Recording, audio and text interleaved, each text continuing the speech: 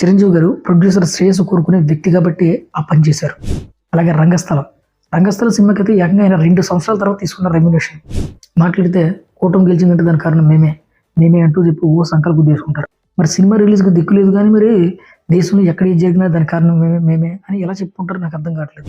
రేపు ఆ 11 సీట్ల నుంచి కనీసం 1 సీట్ అయినా వస్తుందంటే డౌటే, చెప్పలేం. విశ్వంబర్ సినిమా అయితే ఐటమ్స్ అని రాస్తాడు, అదే అఖండ 2 కోసం మాత్రం స్పెషల్ సాంగ్ అని రాస్తాడు. ఇలాంటి వాళ్ళు చాలా మంది ఉన్నారు. అందరూ ఇంకొకటి గురించి మాట్లాడదాం. వాడు ఎవడంటే ఎమినెంట్ స్నాక్స్ గాడి. చిరంజీవి గారికి బాలకృష్ణ గారికి నక్కకి నాగలోకి అనుకున్నంత తేడా ఉంది. Megastar Chiranjeevi is nightmare for ఎన్ ఫ్యాన్స్ అంటుంటే చాలాసార్లు విన్నాను నేను, ఇప్పుడు చూస్తున్నాను నేను. దీన్ని సింపుల్గా చెప్పాలంటే మెగాస్టార్ చిరంజీవి గారి ముందు బాలకృష్ణ ఏకలో ఊక అనే కదా అర్థం. ట్విట్టర్లో చిరంజీవి గారిని ట్యాగ్ చేసి తిడిస్తాను, లేకపోతే 1K లైకులు తెచ్చేసుకుంటాను, డిస్ట్రిబ్యూటర్ రారు, అది గుర్తుపెట్టుకోండి.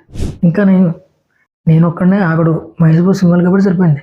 ఇలా గుంపులుగా ఉండేటువంటి మాఫియాలో 3 డికెట్స్ నెంబర్ 1గా ఉన్నావంటే నువ్వు మామూలుడు కాదు బాస్. అందుకే కదా అంటారు నేను కింగ్ ఆఫ్ TFI అని.